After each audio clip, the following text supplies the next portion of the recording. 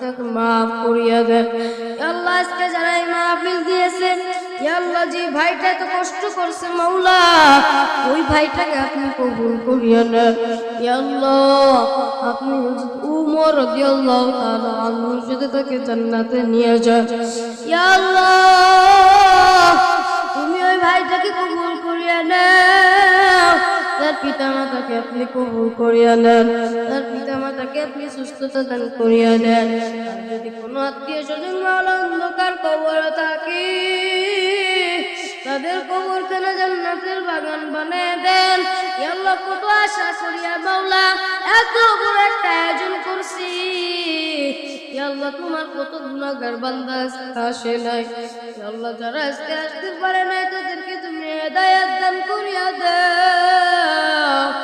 আল্লাহ তাদেরকে আপনি কবুল করিয়া দেন, আপনার দিনের পথে আসা তৌফিক দান করিয়া দেন। আল্লাহ আপনি তার মা বাবাকে কবুল করিয়া নেন।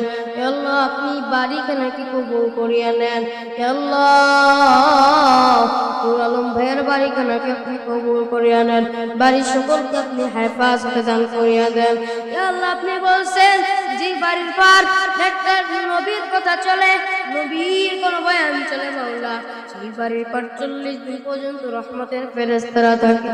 আল্লাহ 40 দিন নয় 80 দিন মাওলা তুমি নূর আলম ভাইয়ের বাড়ির ভিতরে ফেরেশতা দিয়ে ভরপুর করিয়া দাও।